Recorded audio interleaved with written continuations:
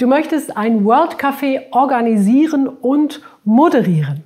Was die Vorteile von diesem Format sind, wie du es moderierst und was die Fallstricke sind, das erfährst du im Video.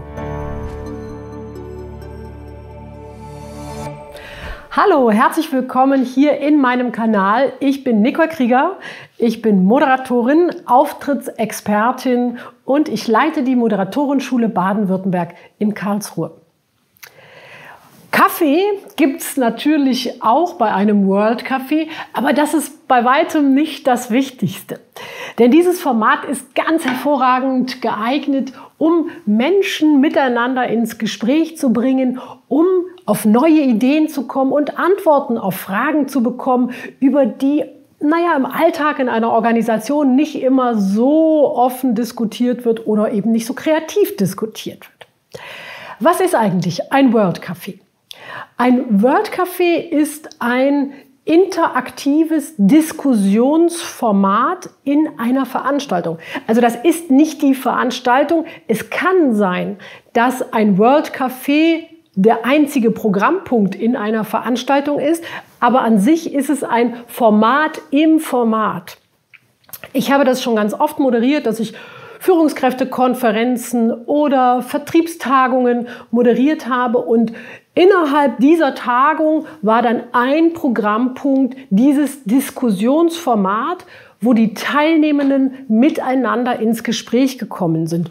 Und das würde ich dir sehr empfehlen, wenn du so eine Veranstaltung planst und du überlegst, wie kann ich das Ganze interaktiver machen, sodass sich wirklich jeder beteiligt, sodass wir ein konkretes Ergebnis haben. Dann ist das World Café für dich ein gutes Format. Wozu eignet es sich?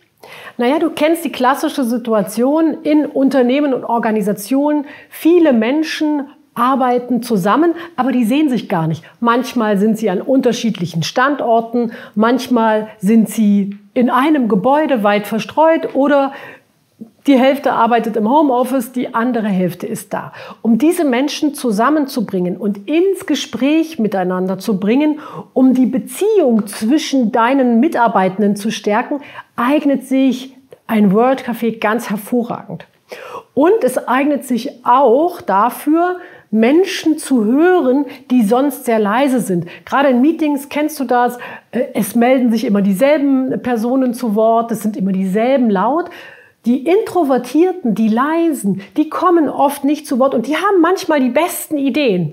Und in einem World Café kannst du das ausgleichen, weil es eben eine lockere Atmosphäre ist, bei einem Kaffee zusammen am Tisch zu sitzen und einfach mal ins Gespräch zu kommen, auf neue Ideen zu kommen. Und jeder ist gefragt. Du hast ja in einem World Café am Tisch auch wiederum einen Moderator oder eine Moderatorin und die kann eben dafür sorgen, Menschen auch einzubinden, die jetzt von selbst nichts sagen.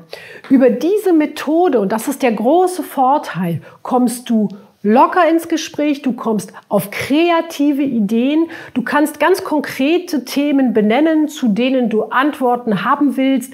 Also beispielsweise, welche Ideen haben wir, um unsere Servicequalität zu verbessern? Oder wie bauen wir Silo-Denken in unserer Organisation ab? Das sind so Fragen, die treiben ganz viele Organisationen, ganz viele Menschen, ganz viele Führungskräfte um. Und in so einer Diskussion, in einer Open Space Diskussion à la World Café, also an einem Tisch mit Kaffee und Tischdecken, auf denen man Notizen macht, geht das natürlich viel einfacher.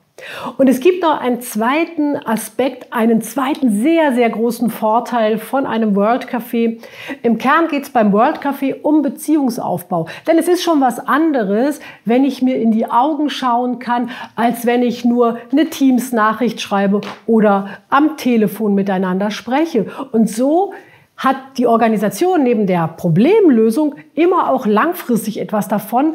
Die Mitarbeitenden sind besser miteinander im Kontakt.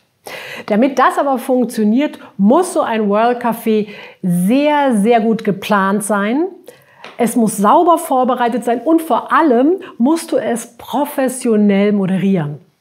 Und wenn dich das Thema interessiert, dann habe ich für dich nochmal ein umfassenderes Tutorial zusammengestellt, wo ich dir erkläre, was du alles brauchst, um so ein World Café durchzuführen, wie man das plant, also was die einzelnen Schritte sind und worauf du bei der Moderation achten musst, sodass die Leute wirklich ins Gespräch kommen, wie du die Fragen formulieren musst und was du dann anschließend mit den Ergebnissen machst. Und ich packe dir auch noch ein paar Checklisten mit dazu, damit du erfolgreich wirst mit deinem World Café.